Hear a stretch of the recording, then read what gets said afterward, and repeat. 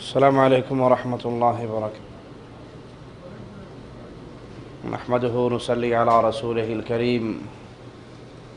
اعوذ باللہ من الشیطان الرجیم، بسم اللہ الرحمن الرحیم۔ قل هو اللہ احد اللہ الصمد لم یلد ولم یولد ولم یکن لہ کفوا احد۔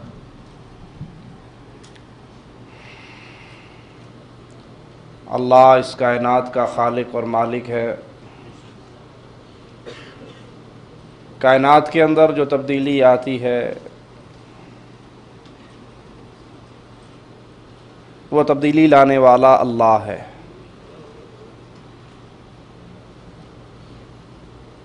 قرآن حکیم اس کی ہمیں خبر دیتا ہے، ظہر الفساد فی البر والبحر، خشکی کے اندر یا تری کے اندر جب فساد برپا ہوتا ہے وہ انسانوں کے گناہوں کی وجہ سے ہوتا ہے۔ یہ بات درست ہے کہ اس کے کوئی نہ کوئی اسباب رہتے ہیں، لیکن اصل وہ انسانوں کے گناہ ہیں، وہ انسانوں کی خطائیں ہیں جو دنیا والوں پر اللہ کے عذاب کی صورت میں آتی ہیں۔ جب موسم تبدیل ہوتا، رسول اللہ صلی اللہ علیہ وسلم کے بارے میں سیدہ کائنات عائشہ رضی اللہ تعالی عنہا فرماتی کہ اگر بادل آتے، ہوا چلتی، اندھیری کی صورت ہوتی تو اللہ کے حبیب علیہ الصلاۃ والسلام کا چہرے مبارک کا رنگ خوف کی وجہ سے تبدیل ہو جاتا، اور سابقہ امتوں کا آپ ذکر کرتے کہ سابقہ امتوں میں سے ایک امت کے لیے بادل آئے تھے اور وہ فوراً باہر نکلے خوشیاں مناتے ہوئے کہ بڑے عرصے سے بارش نہیں ہو رہی، آج یہ بادل آئے ہیں تو اس بادل کے آنے سے ہمارے اوپر بارش برسے گی۔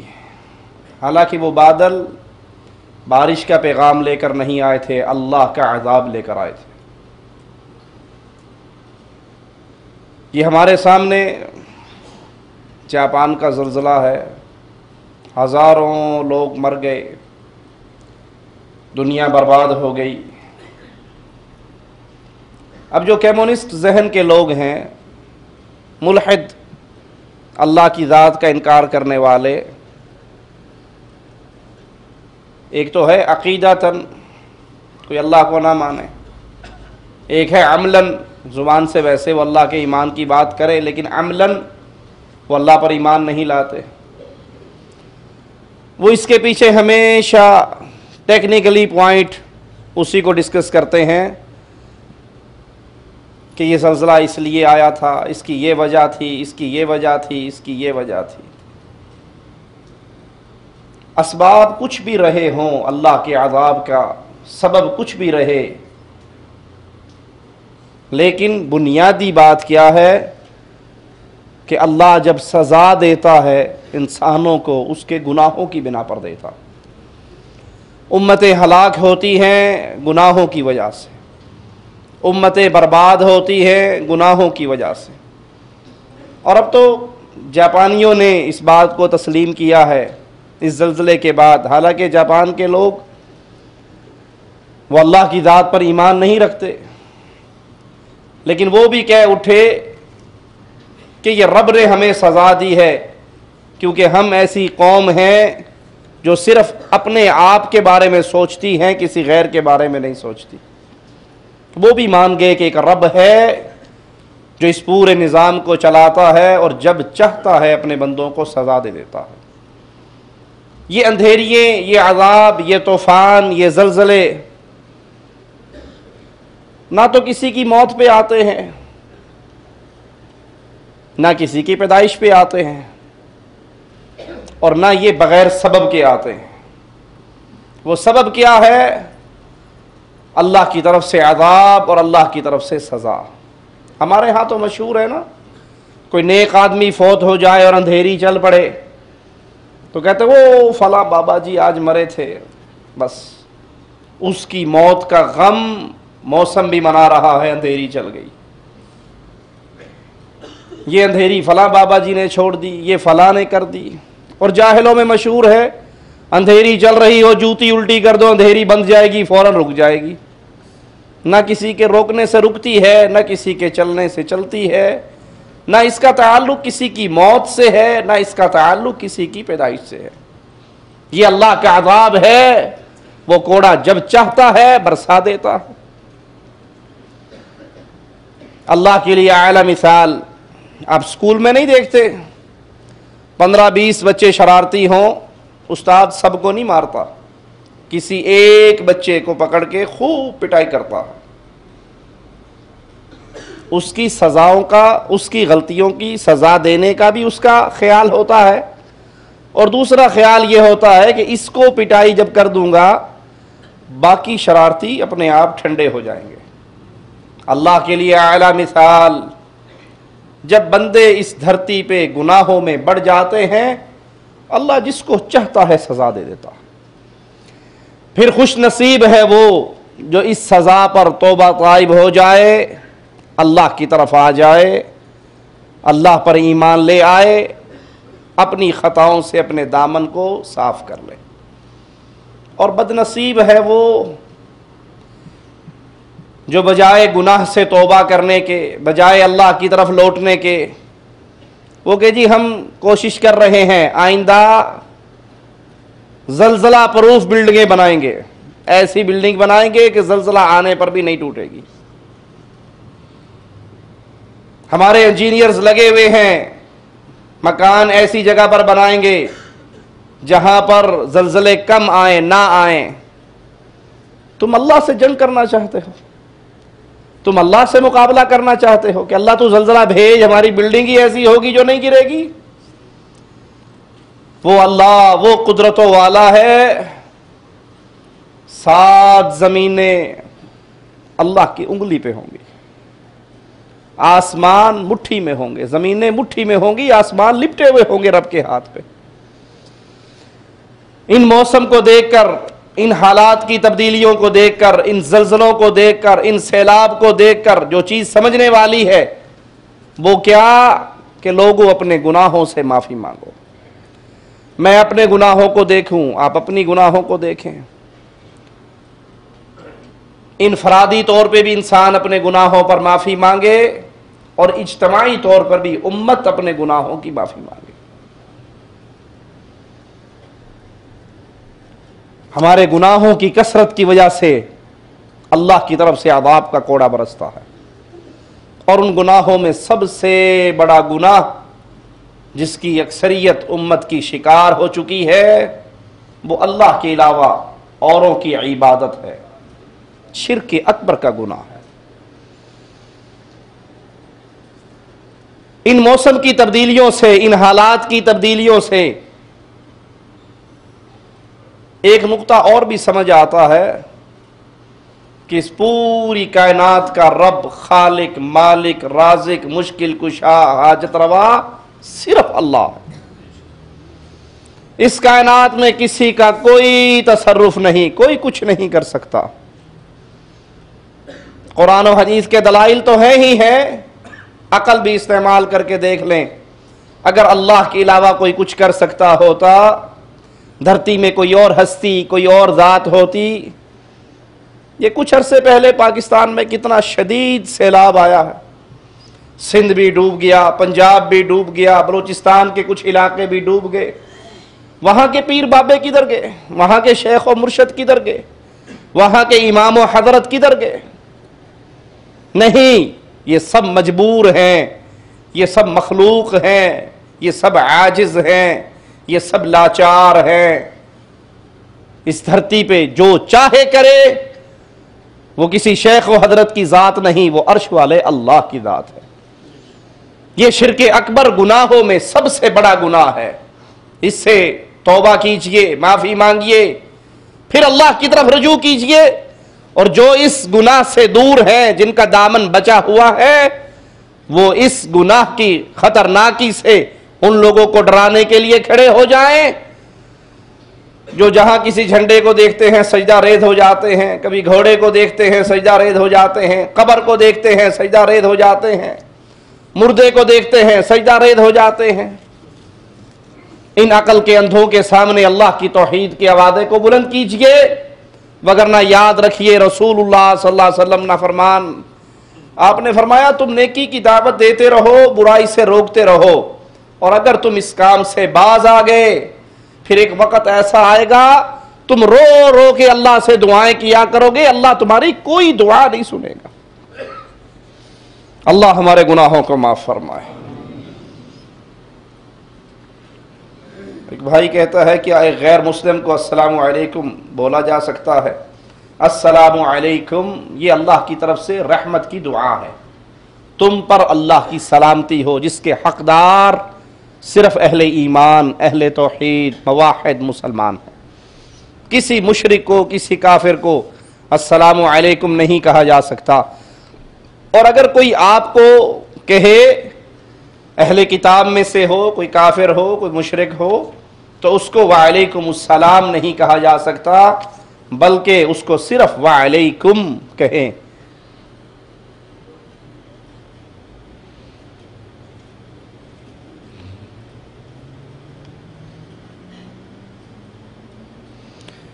سائل کہتا ہے جہاں بیت الخلا ہو کیا وہاں پر وضو ہو سکتا ہے؟ اگر اٹیچ بات ہے ایسا جس کے اندر وضو کے لیے الگ واش بیسن ہے اور ٹوائلٹ الگ ہے تو کوئی حرج نہیں، وہاں سے فارغ ہو کر آپ وضو کی جگہ پر آ کر وضو کر سکتے ہیں.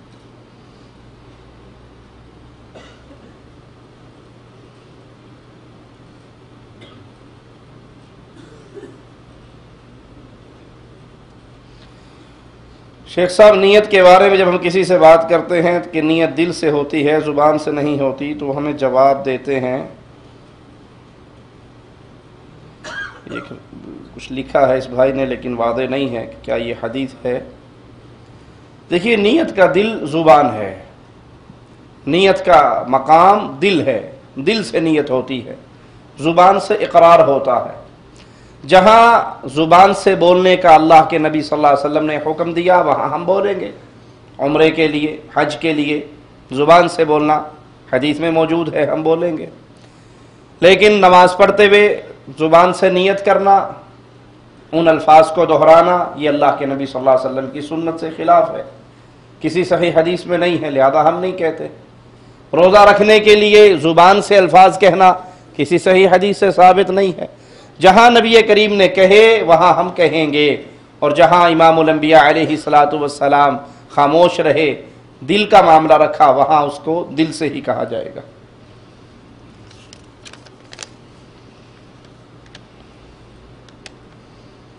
نکاح کن چیزوں سے ٹوٹتا ہے؟ مرد اپنی بیوی کو طلاق دے دے تو نکاح ختم ہو گیا، اس کا طلاق واقع ہو گئی.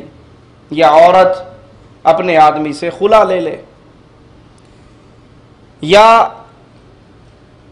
میاں بیوی میں سے کوئی ایک فریق کفر اکبر، شرک اکبر، بواح کفر، کھلا ہوا کفر کر بیٹھے، کافر ہو جائے، مرتد ہو جائے، مرتد ہونے سے بھی ان کا نکاح فاسق ہو جاتا ہے.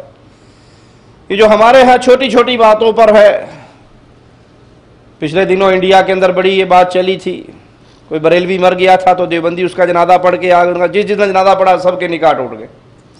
فلاں نے یہ کر دیا، جس نے یہ کیا، فلاں سب کے جنازے ٹوٹ، سب کے نکاح ٹوٹ گئے. اور باقاعدہ پھر مولوی نے بیٹھ کے درجنوں کے حساب سے جملے کے طور پہ نکاح پڑھائے.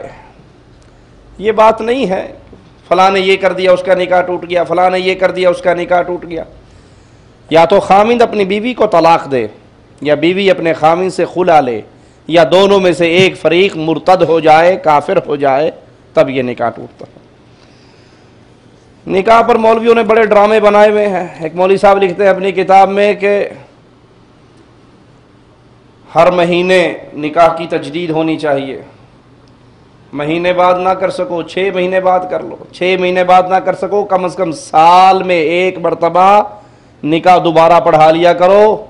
مولوی صاحب کیوں؟ کہتا کتے ٹوٹ نہ گیا ہوئے، ایڈا کچا کوئی نہیں نکاح جڑا ٹوٹ جاوے. ہم کہتے ہیں حضرت جی نکاح آج ٹوٹا، تجدید سال کے بعد ہوئی، 9 مہینے کے درمیان میں بیٹا آ گیا تھا، وہ حلال دا کمائے گا یا حرام دا؟ وہ کیڑے کھاتے جائے گا؟ جو یقین سے چیز حاصل ہو وہ شک کی بنیاد پہ نہیں ٹوٹتی۔ یہ جو باتیں بنی ہوئی ہے، اس نے یہ کام کر دیا اس کی بیوی حرام ہو گئی، اس نے یہ کام کر دیا اس کی بیوی حرام ہوگی، یہ ڈھکوسلے ہیں مولویوں کے۔ کفر بواہ دونوں میں سے کوئی ایک کرے، ایک مسلمان رہے ایک مرتد ہو جائے، پھر ان کا نکاح ختم ہوتا۔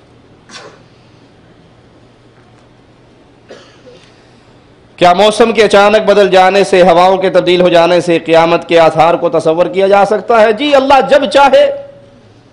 جب چاہے موسم کو پھیر دے، تبدیلی کو لے آئے۔ تو ایسے حالات کے اندر اللہ کے نبی صلی اللہ علیہ وسلم کی جو تعلیمات تھی، آپ اللہ کے حضور آتے تھے، نماز پڑھتے تھے، دعائیں کرتے تھے، استغفار کرتے تھے۔ سورج گرہن ہوتا ہے کیونکہ مسلمان اب مغرب کے پیچھے اندھا ہو کر دوڑ رہا ہے، جو کفار وہاں کرتے ہیں ڈش ہنٹینے کی لعنت، اسی لمحے وہی چیز اس کے بچوں کو دکھا دیتی ہے۔ آپ نے دیکھا ہوگا سورج گرہن ہو تو اسپیشل اس کے لیے چشمے عین کے سیل ہوتی ہیں کہ آج سورج کا نظارہ کریں گے۔ ارے یہ اللہ کا عذاب ہے، اتنی بڑی نشانی، اتنی بڑی روشنی اللہ نے اس کو اندھا کر دیا۔ یہ اللہ تمہارے اوپر عذاب لائے جب چاہے لا سکتا ہے، جو اس سورج کی روشنی کو غائب کر سکتا ہے وہ مجھے اور آپ کو موت نہیں دے گا، وہ مجھے۔ تو جب یہ اللہ کی طرف سے کوئی سزا، کوئی پکڑ، کوئی عذاب، کوئی ڈرانے، کوئی دھمکانے کی صورت ہو، اس میں استغفار کیجئے، معافی مانگیے، اس کو کھیل تماشا نہ بنائیے۔ میرے نبی علیہ الصلوۃ والسلام کے بیٹے ابراہیم رضی اللہ عنہ وارضاہ فوت ہوئے، اس وقت بھی ایسا ہی ہوا۔ لوگوں نے بات کہہ دی کہ یہ جو گرہن لگا ہے یہ ابراہیم علیہ السلام، ابراہیم رضی اللہ عنہ کی وفات کی وجہ سے لگا ہے۔ اب بظاہر اللہ کے نبی نے تو کسی کو نہیں کہا تھا کہ یہ بات مشہور کرو، لوگوں نے مشہور کر دی۔ آپ علیہ الصلوۃ والسلام نے فرمایا سورج اور چاند اللہ کی نشانیاں ہیں، اللہ جب چاہتا ہے ان نشانیوں میں تبدیلی لاتا ہے۔ کما قال علیہ الصلوۃ والسلام، اس کا کسی کی موت اور کسی کے پیدائش سے تعلق نہیں۔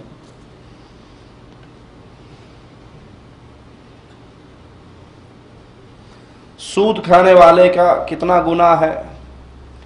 سود گناہ کبیرہ ہے۔ سود کھانے والا اللہ سے جنگ کی حالت میں ہے۔ اللہ کہتا ہے سود کھانے سے باز آ جاؤ، نہیں آتے تو پھر آؤ، اللہ کی طرف سے اعلان جنگ ہے۔ سود کے گناہ کی اگر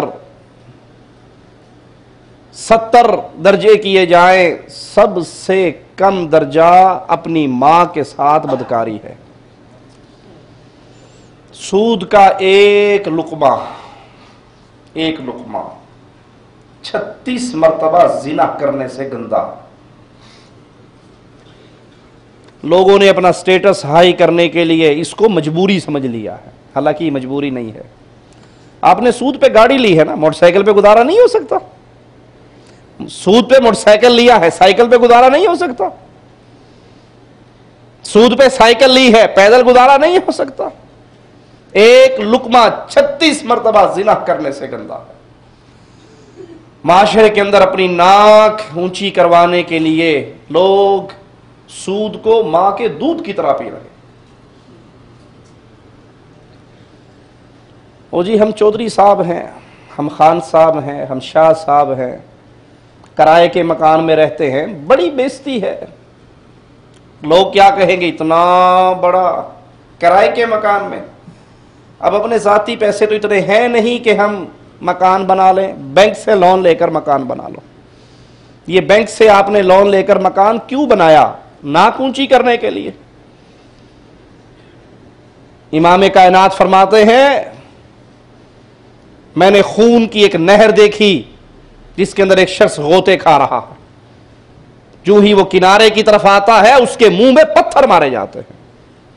میں نے پوچھا یہ کون ہے؟ کہا، جواب دینے والے نے دیا کہ یہ سود خور ہے۔ تو سود کی جتنی صورتیں ہیں اللہ کے لیے اس سے بچ جائیے. اپنے پیسوں کو سودی اکاؤنٹ میں نہ رکھیے. بینک سے بھی ایسے بینک سے بھی بچ جائیے, اور جو کمپنیوں میں چھوٹے پیمانے کا سود چلتا ہے اس سے بھی بچ جائیے. دیکھا نہیں اکثر کمپنیوں میں تنخواہیں لیٹ ہو جاتی ہیں, تو جس کی جیب بھری بھی ہے وہ کہتا ہے تینوں 100 ریال چاہیے دینے, لا میرے کو تنخواہ ملنے پر 120 لوں گا. یہ 20 کیا ہے؟ سود. سود کا گناہ بڑا ہی خطرناک گناہ ہے. اپنے دامن کو اس سے بچائیے, اور یاد کر لیجئے سود پر مکان بنانے والا, سود پہ گاڑی لینے والا, سود پہ زمینیں لینے والا, سود پہ زرعی آلات لینے والا, یہ تو سود کا کھاتا کر کے مر گیا. مرنے کے بعد بھی اس کو اس گناہ کا سلسلہ اس کے ساتھ چلتا رہے گا, اولاد اس کی مدد کرتی رہے گی. آپ اولاد کے لیے ہی سب کچھ کرتے ہیں, جی مر جاؤں گا, ان کے سر پہ چھت نہیں ہے. ان کے سر پہ چھت بناتے بناتے اپنی قبر میں آگ کے انگارے کیوں بھر رہے ہو؟ ان کے والی وارث, ان کا رازق و خالق ایک اللہ ہے, وہی ان کو کھلائے گا, وہی ان کا سہارا ہے. حلال طریقے سے اولاد کے لیے کچھ کر سکتے ہو تو کر جاؤ. اگر حلال طریقے سے نہیں ہے تو حرام طریقے سے اپنی اولاد کے سر پہ چھت بنانے کا خواب دیکھنے والوں, اولاد کے لیے چھت کا خواب دیکھ رہے ہو, اپنی قبر کو جہنم کی آگ بنا رہے. اگر وہ شخص روزہ قربانی کرتا ہو اس کا اجر و ثواب, روزہ نماز قربانی ایک الگ ہے اور یہ اس کا گناہ الگ ہے.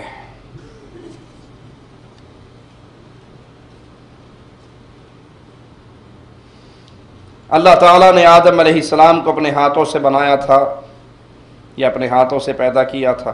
جی, اللہ تعالیٰ نے آدم علیہ السلام کو اپنے دونوں ہاتھوں سے بنایا.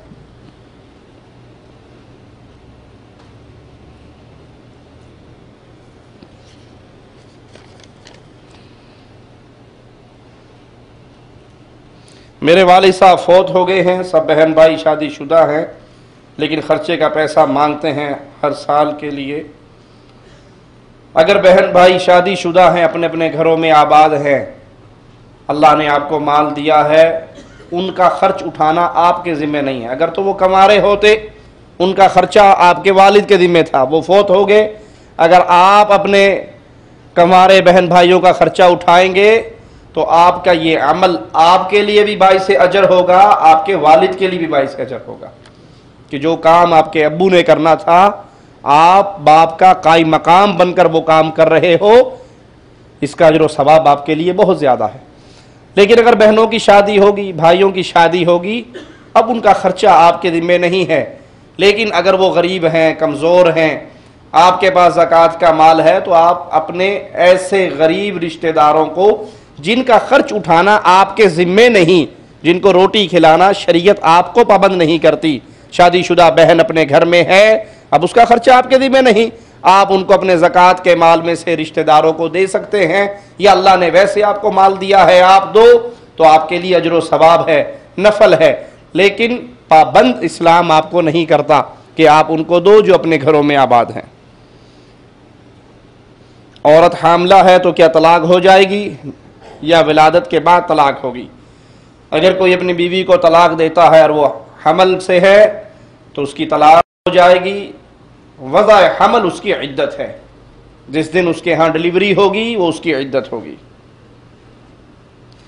میرے ذہن میں عجیب قسم کے خیالات آتے ہیں جو کہ ایمان کو کمزور کرتے ہیں, ایسے میں کوئی وظیفہ قرآنی بتا دیجئے کہ برے خیالات ختم ہو جائیں. کثرت سے لا حول ولا قوت الا باللہ, اس کو کثرت سے پڑھیں, شیطان کی طرف سے جو خیالات آتے ہیں اللہ اس کو دور فرمائے. ظہر کی 4 سنتیں 4 پڑھنی چاہیے یا 2 کر کے پڑھنی چاہیے؟ افضل 2 کر کے پڑھنی چاہیے. حضرت علی کی قبر مبارک کہاں ہے؟ رافضیوں سے پوچھو, انہوں نے شہید کیا ہے, انہی سے پوچھو کہاں دفن کیا. جنہوں نے مارا ہے وہی اس کے جواب دہ ہیں. انا للہ و انا الیہ راجعون. اب تو حضرت علی, حضرت حسن, حسین, ان کی قبروں کے نام پہ کاروبار ہے. حسین ٹیکری کے اندر بھی پورے خاندان کی قبر ہے, انڈیا کے اندر بھی, اور عراق والے کہتے ہیں ہمارے پاس بھی ہے, شاید ایران والوں نے بھی بنا لی ہو.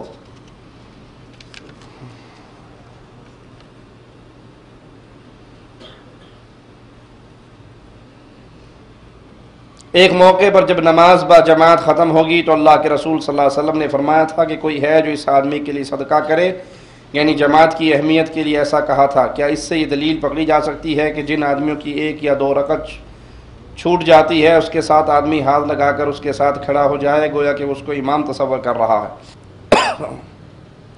یہ حدیث نماز ختم ہونے کے بعد کی ہے کہ نماز ختم ہو گئی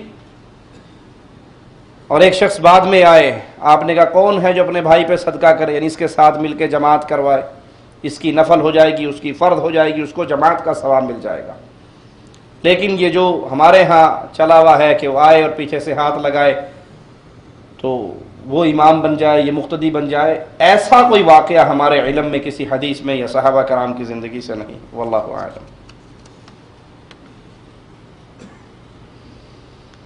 کیا یہ صحیح ہے کہ حضرت بلال نے ایک دن اذان نہیں دی، اس دن سورج نہیں نکلا؟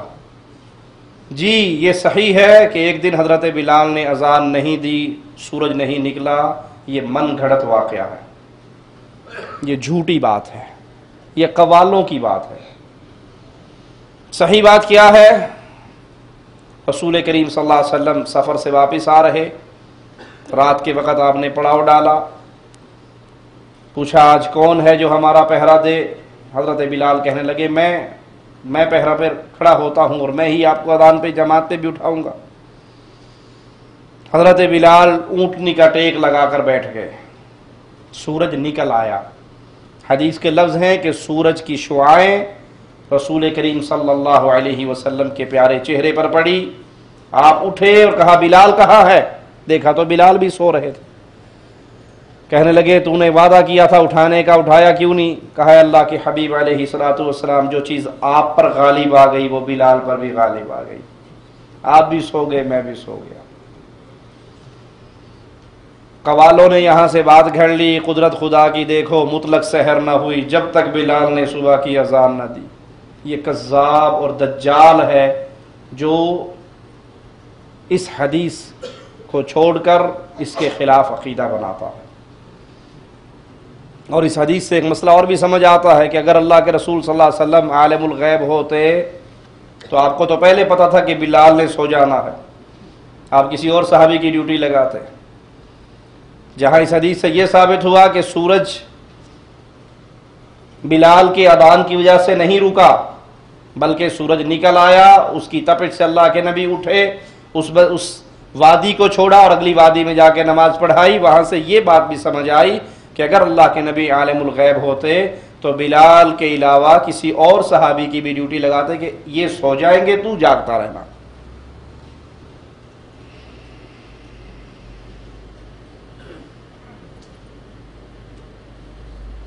ایک امام صاحب ہیں جو غیبت بھی کرتے ہیں، فلم بھی دیکھتے ہیں، کیا ان کے پیچھے نماز پڑھنا جائز ہے؟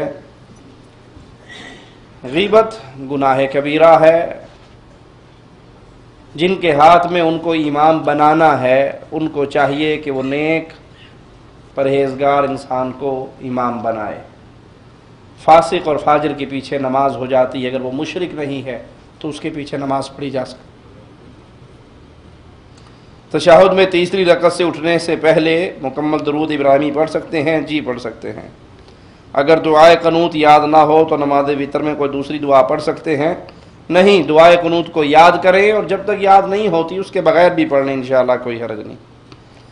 کیا داڑھی کو ترتیب دے سکتے ہیں؟ یہ نواں سوال کیتا ہے۔ پہلے سوال ہے کہ داڑھی کٹ سکنے یا کہندے نہیں کٹن تے مولوی فتویٰ کوئی نہیں، ترتیب دا پوچھو، مطلب ایتھے کو گلی کھلی ہوئے۔ انا للہ و انا الیہ راجعون۔ داڑھی کو ترتیب دے سکتے ہیں اور اس ترتیب سے مراد یہ ہے کہ آپ داڑھی میں تیل لگائیں، آپ داڑھی میں کنگھا کریں، داڑھی کے بالوں کو صاف کریں، یہ ترتیب دینا ہے۔ کانٹی چھانٹی کی اجازت نہیں ہے کہ داڑھی کو آپ ایک مٹھی کے بعد کاٹ لیں، گالوں سے صاف کر لیں، نیچے سے صاف کر لیں، نہیں، داڑھی کو جیسے اللہ نے دیا ہے ویسے ہی چھوڑ دیجیے۔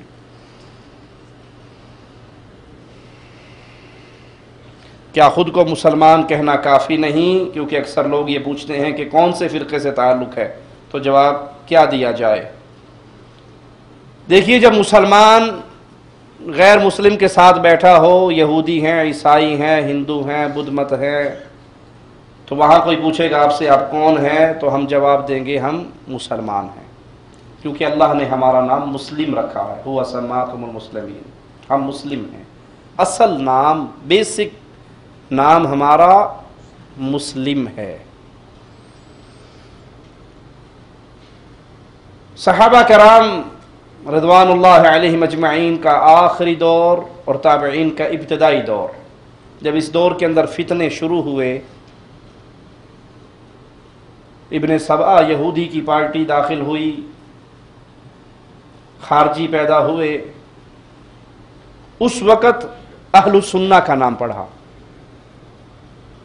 محدثین کہتے ہیں، تابعین کہتے ہیں، اس سے پہلے ہم کوئی بھی حدیث رسول بیان کرتا ہم لے لیا کرتے تھے، لیکن جب فتنوں کا اور بدعتی فرقوں کا ظہور ہوا تو ہم پوچھتے تھے تم نے جس سے حدیث سنی ہے ان راویوں کے نام بتاؤ، اگر وہ اہل سنت ہوتے تو قبول کر لیتے، اہل بدعت ہوتے تو ہم چھوڑ دیتے۔ تو اہل بدعت کے مقابلے پر، اہل شرک کے مقابلے پر ہمارا نام اہل سنت ہے۔ اہل سنت اور اہل الحدیث یہ دونوں ایک ہی نام ہے، ایک ہی معنی ہے۔ قرآن و حدیث کو ماننے والا، قرآن و سنت کو ماننے والا، یہی اہل سنت ہیں، یہی اہل حدیث ہیں۔ اسی لیے امام احمد بن حنبل رحمۃ اللہ علیہ جب اس حدیث کو بیان کرتے ہیں کہ 73 فرقے ہوں گے، 72 جہنم میں جائیں گے، ایک جنت میں جائیں گے، تو اس ایک کی وضاحت کرتے ہوئے لکھتے ہیں اگر وہ اہل حدیث نہیں تو پھر میں نہیں جانتا کہ جنت میں جانے والی جماعت کون سی ہے۔ دیکھیے، اہل سنت اور اہل حدیث کوئی فرقہ نہیں ہے، یہ اصل ہے۔ فرقہ وہ ہوتا ہے جو اپنی اصل سے کٹ جائے، اصل سے ٹوٹ جائے۔ ایک نہر ہے، دریا ہے، یہ اصل ہے، اس سے ایک نہر نکلی، اس سے راجباہہ نکلا، اس سے نالے نکلے، کھالے نکلے، اب یہ بڑھتے گئے، اصل سے ہٹ کر ان کی کنڈیشنیں الگ الگ ہوتی رہی، یہ سب فرقہ کہلائیں گے، اصل وہی دریا ہے۔ ایک باپ کے 4 بیٹے ہیں، ایک نے شادی کی، بیوی لے کے الگ ہو گیا، دوسرا الگ ہو گیا، تیسرا الگ ہو گیا، چوتھا باپ کے ساتھ ہی رہا، یہ جو الگ ہو گئے یہ فرقہ جو باپ کے ساتھ رہا وہ اصل۔ دین میں اصل کیا ہے؟ قال اللہ وقال الرسول، اللہ اور اس کے رسول صلی اللہ علیہ وسلم۔ کوئی کسی پیر کو پکڑ کے الگ ہو گیا، کوئی کسی بابا جی کو پکڑ کے الگ ہو گیا، کوئی کسی شیخ و مرشد کو پکڑ کے الگ ہو گیا، کسی کو الگ ہونے کے لیے کچھ نہ ملا، وہ نانگے شاہ کو لے کے الگ ہو گیا۔ میرے پاس ایک ویڈیو آئی ہے انڈیا کی، کشمیر کا سوپور ایک علاقہ ہے، سوپور کشمیر کا، وہاں پر اللہ کی قسم ایک پیر بیٹھا ہے، بابا بیٹھا ہے، اور بلا مبالغہ سینکڑوں عورتیں جالی کے ساتھ لگ کے اس بابے جی کی زیارت کر رہی اور پکار رہی، رو رہی، چیخ رہی، بابا بابا۔ وہ کشمیری زبان ہے، بابا ہی مجھے سمجھ آیا، آگے تو نہیں سمجھ آیا کیا کہہ رہی ہیں۔ اور جب میں نے بابا جی کو دیکھا، اللہ کی قسم اس کے جسم پر کپڑے کا 1 انچ بھی نہیں تھا، بالکل ننگا، اور وہ صوفہ سیٹ کی ایک کرسی بڑی مزیدار، بڑی شاندار، اس پہ لات رکھ کے بیٹھا ہوا، اور اس کے سامنے عورتیں کھانے ون سونے لے کے آ رہی ہیں، اور وہ پھر چلتا ہے باقاعدہ، ننگا اٹھ کے چلتا ہے اور بیٹھتا ہے اور وہ کھانا کھاتا ہے۔ جس کو فرقہ بنانے کے لیے کچھ نہیں ملتا وہ نانگے شاہ کو پیر پکڑ لیتے ہیں۔ یہ سب فرقے ہیں، یہ سب بربادی کی طرف جانے والے ہیں۔ ہم اہل سنت، اہل الحدیث اصل ہیں۔ کیوں اصل کیا تھا؟ قال اللہ وقال الرسول۔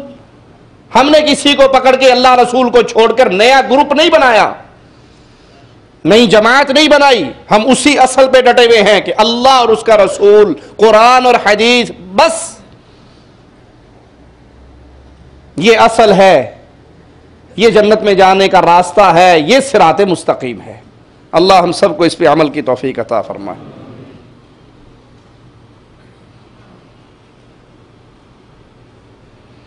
کیا کوئی مسلمان کسی غیر مسلم عورت سے شادی کر سکتا ہے اس نیت سے کہ شادی کے بعد وہ مسلمان ہو جائے؟ کسی مومن کی کسی مشرکہ سے شادی نہیں ہو سکتی، کسی مشرک کی کسی مومنہ سے شادی نہیں ہو سکتی۔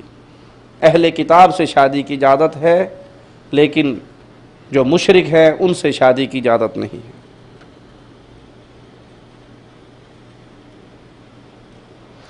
786/92 اس کے معنی قرآن اور حدیث میں کیا ہے؟ ہندوستان اور پاکستان میں تو بہت سے معنی ہیں اور اس کی حقیقت کیا ہے؟ 786/92 قرآن و حدیث پورا کھول کے پڑھ کے دیکھ لے، کہیں نہیں لکھا ہوا، نہ قرآن میں لکھا ہوا ہے 786/92، نہ کسی حدیث میں لکھا ہوا ہے۔ یہ تو میڈ ان کراچی ہے۔ دعوت اسلامی صاحب والے بزرگ جو ہیں کراچی میں بیٹھتے ہیں نا، انہی کی تقریروں میں تحریروں میں آتا ہے 786/92۔ یہ جادوگروں کا علم ہے، یہ علم الاعداد ہے، اور اس کے اندر خیر نہیں ہے، شر ہے۔ جنہوں نے اس کو ایجاد کیا ہے وہی اس کے مختلف معانی بیان کرتے ہیں۔ وہ کہتے ہیں بسم اللہ الرحمن الرحیم، الف سے لے کر یا تک ہر حرف کے نمبر ہیں۔ بسم اللہ میں جتنے حروف آئے ہیں ساروں کو جب نمبروں کو جمع کیا گیا تو وہ 786 بنا۔ بٹا 92 کا مدینہ میں میم دال یا نون ہا ان حروف کے جو نمبر ہیں ان کی کلیکشن کی گئی تو 92 بنا۔ تو اگر یہ چیز صحیح ہوتی تو اللہ کے نبی صلی اللہ علیہ وسلم بسم اللہ الرحمن الرحیم گنتی کر کے اس کا نمبر بنا کے نہ دے کے جاتے۔ اصل میں کمپیوٹرائز دور ہے نا، ہر کام کمپیوٹر کے ذریعے ہو رہا ہے، آسانیاں آ رہی ہیں، تو وہ مولوی حضرات کہتے ہیں ضرور اسی اوکھے ہونا ہے، بسم اللہ الرحمن الرحیم، اتنی لمبی ضرور پڑھنی 786 گل موکی۔ تو میں کہتا ہوں بھائی ٹھیک ہے، اگر آپ کی اس تعویل کو مان لیا جائے تو آپ نے بریک کیوں لگائی؟ آپ نے بریک کیوں لگائی؟ ایک کھیڑ چنگی اگے ٹورو، آگے چلو۔ بسم اللہ الرحمن الرحیم کا تو ہو گیا 786، پوری الحمد شریف نکال لی تو وہ 7786 بن گئی، رکوع کی تسبیحات کی تو وہ 500 بن گئی، اتحیات کو جمع کیا تو 800 بن گئی۔ اب نماز شروع کرو، اللہ اکبر کی تو 50، 786، 815، 716، 420، 420 کار نوٹ اور جو نماز پوری ہوگی۔ یہ میڈ ان انڈیا پاکستان مسئلے ہیں، یہ دین کو بربادی اور ہلاکت کی طرف لے جانے والی چیزیں ہیں۔ یاد کر لیجئے جو مسئلہ اللہ کے حبیب علیہ السلام نے نہیں بتایا، بعد میں بنایا ہے، وہ دین نہیں ہو سکتا۔ آپ نے اکثر تعویذ نہیں دیکھے؟ تعویذوں پر بھی 786/92 اور نیچے پورے خانوں کے اندر 2، 4، 5، 10، 25، 30، 50 وہ لکھ کے تعویذ دے کے مور مار کے 200 روپے جیبے تعویذ وہ دی جیبے۔ یہ کھانے کے ڈھونگ ہے، یہ نجومیوں کا علم ہے، یہ حرام اور بدکاری ہے، یہ شریعت کی بربادی ہے، یہ شریعت کا اضافہ ہے، اسلام اس کی اجازت نہیں دیتا۔ بسم اللہ الرحمن الرحیم اگر مان بھی لیا جائے اس کا یہی مطلب بنتا ہے، اگر آپ ایک دفعہ پڑھو گے بسم اللہ آپ کو کتنا ثواب ملے گا؟ ایک حرف پہ 10 نیکیے ہیں قرآن کے ایک آیت کو پڑھنے میں، قرآن کے ایک حرف کو پڑھنے پر 10 نیکیے ہیں، اور 786 کو کروڑ دفعہ پڑھ لو، آپ کا بینک اکاؤنٹ نیکیوں والا بالکل خالی رہے گا، اس میں ایک نیکی بھی نہیں لکھی جائے گی۔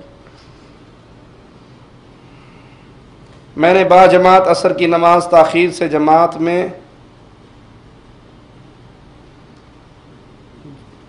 غلطی سے گنتی میں غلطی ہوگی، 4 رکعت بجائے 5 رکعت پڑھ لی، اس کا ازالہ کیا، میں نے صرف سجدہ سہو کیا۔ جی اگر کسی سے نماز پڑھتے ہوئے غلطی ہو جائے اور وہ زیادہ پڑھ بیٹھے تو سجدہ سہو کرے گا، اگر کم پہ سلام پھیر دیا ہے یاد آنے پر یا یاد کرانے پر پھر پوری کر کے پھر سجدہ سہو کرے گا۔ کسی بھائی کی بیٹی 4 مہینے سے بیمار ہے، اللہ ان کو شفائے کاملہ عطا فرمائے۔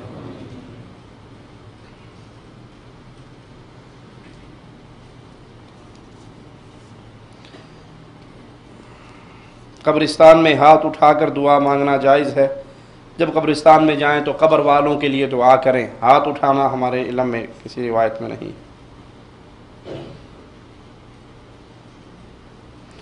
میں نے قسم کھائی تھی کہ آج کے بعد سعودی عرب نہیں آؤں گا، لیکن اس کے باوجود سعودی عرب میں کئی بار آ چکا ہوں۔ جب کفیل سے آپ کا جھگڑا ہوتا ہوگا آپ قسم اٹھا لیتے ہوں گے، جب 4 پیسے جیب میں تنخواہ کے آتے ہوں گے پھر آ جاتے ہوں گے۔ تو قسم کو مذاق نہیں بنانا چاہیے، جتنی بار قسم اٹھائی ہے اس کا کفارہ ادا کرنا چاہیے۔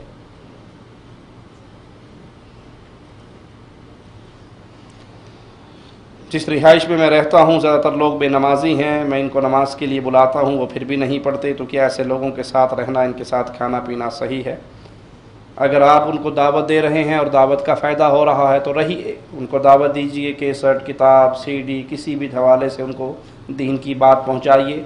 اور اگر آپ دیکھتے ہیں کہ آپ کی دعوت کا کوئی فائدہ نہیں ہو رہا اور مستقل وہ اسی بیماری میں ڈوبے ہوئے ہیں، تو پھر ایسے لوگوں کے ساتھ محبت، پیار، اٹھنا بیٹھنا، کھانا پینا، دوستیاں کرنا جائز نہیں ہے۔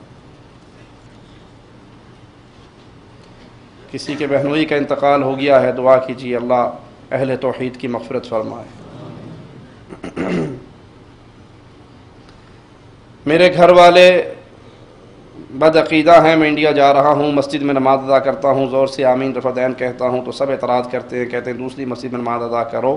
ایسی صورت میں کیا کرنا چاہیے؟ کیا گھر میں نماز ادا کر سکتا ہوں جبکہ ہمارے علاقے میں اہل توحید کی مسجد نہیں ہے؟ مشرک کے پیچھے نماز نہیں ہوتی، جس بندے کے عقیدے میں شرک اکبر ہے اس کے پیچھے نماز نہیں ہوتی۔ گناہ گار کے پیچھے نماز ہو جاتی ہے لیکن مشرک کے پیچھے نماز نہیں ہوتی۔ اگر اہل توحید کی مسجد نہیں ہے تو اپنے گھر کے اندر جماعت کروائیے، نماز پڑھیے۔ جس بندے کے عقیدے میں شرک اکبر ہے، وہ غیر اللہ کو پکارتا ہے، وہ قبروں پہ سجدے کرتا ہے، وہ غیر اللہ کی عبادت کرتا ہے، قبروں کا طواف کرتا ہے، وہ شرک اکبر کر رہا ہے، اس کے پیچھے نماز نہیں ہوتی، کیونکہ وہ ایمان اور عقیدے کا انتہا ہے۔ آج کل کچھ لوگ جو رات پر مسح کر لیتے ہیں، جی یہ جائز ہے، کوئی حرج نہیں۔ ویتر کی نماز کے دوران دعا ہاتھ اٹھا کر مانگنی چاہیے یا ہاتھ باندھ کر؟ افضل ہے کہ آپ ہاتھ باندھے سورۃ فاتحہ پڑھیں، اس کے ساتھ کوئی سورت ملائیں، پھر ویتر کی دعا قنوت پڑھیں اور ہاتھ بندھے ہوئے، اور پھر آپ رکوع میں جائیں۔ کیا بینک میں پیسہ رکھنا جائز ہے؟ نہیں تو پیسہ کہاں رکھا جائے؟ اور اگر بینک میں رکھنا ہے تو آپ کرنٹ اکاؤنٹ میں رکھوائیں، سود والے اکاؤنٹ میں نہ رکھوائیں۔ سود والے معاملے سے جتنا بچ سکتے ہیں اس سے بچ جائیں، یہ ہلاکت اور بربادی کا راستہ ہے۔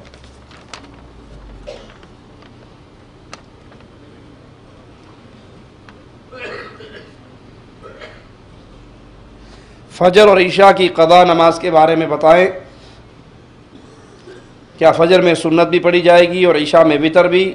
دیکھیے، ایک تو ہے کہ انسان فجر کی نماز کبھی کبھار اس سے رہ گئی اور وہ اٹھے اور قضا کرے اور سنتیں بھی پڑھے، فرض بھی پڑھے، اور عشاء کی نماز اس کی کبھی رہ گئی، بھول گیا، سو گیا کسی شرعی عذر سے، وگرنہ یاد کر لیں کہ عشاء اور فجر یہ دو نمازیں ہیں جو منافق پر بھاری ہیں۔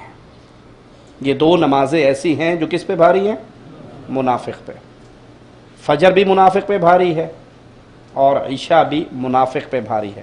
اگر کسی کی روٹین عشاء اور فجر چھوڑنا ہے تو وہ اپنے آپ پر غور کرے کہ وہ مومن ہے یا منافق ہے۔ رسول اللہ صلی اللہ علیہ وسلم کا فرمان ہے کہ جو اندھیروں میں مسجد کو چل کر آتا ہے، قیامت کے دن اس کو مکمل نور کی خوشخبری ہے، روشنی کی خوشخبری ہے۔ کبھی کبھار ایسا ہو جائے تو آپ اس کی پوری نماز ادا کریں۔ اگر آپ کا وتر رہ گیا ہے تو جائز ہے آپ کے لیے کہ اگلے دن سورج نکلنے کے بعد آپ 2 رکعت نماز ادا کر لیں۔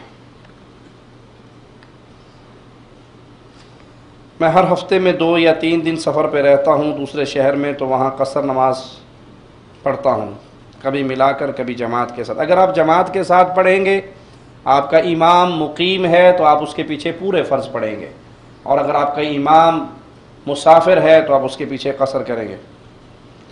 کیا دوسری شادی کے لیے پہلی بیوی سے اجازت لینا فرض ہے؟ سوال کرنے والے بھائی کی دوسری شادی کا کوئی پروگرام نہیں ہے، ایم ایچ ایس کی لینڈ ہے۔ جن کا پروگرام ہوتا ہے وہ دوسری بیوی تو کیا دوستوں کو بھی نہیں بتاتے، شادی کرنے کے بعد خبر دیتے ہیں۔ جو بیچارہ ابھی سے اجازت نامہ لیتا پھر رہا ہے، ان کو اوکھا نہ ہوئے، کر ہی رہے۔ سبحانک اللہم وبحمدک، اشہد ان لا الہ الا انت، استغفرک واتوب الیک۔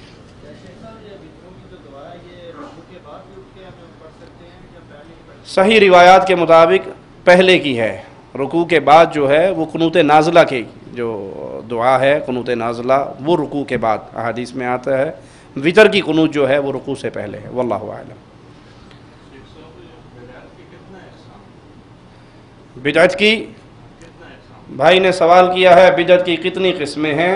رسول اللہ صلی اللہ علیہ وسلم نے فرمایا کل بدعت ضلالہ، کل، ہر بدعت گمراہی، ہر گمراہی جہنم میں لے جاتی ہے۔ یہ مولویوں نے تقسیم کی ہوئی ہے، یہ بدعت حسنہ ہے، اور یہ وہ بدعت حسنہ کا لفظ لغت میں، لینگویج میں ایک اچھا کام دیکھ کر کہا جائے یہ اچھا کام ہے، لغت کے اعتبار سے، لینگویج کے اعتبار سے درست ہے۔ اسلام کے اندر کوئی بدعت اچھی نہیں ہوتی۔ اللہ کے نبی ہر خطبے میں یہ سنایا کرتے تھے، کل بدعت ضلالہ، ہر بدعت گمراہی ہے۔ اقول قولی ھذا واستغفر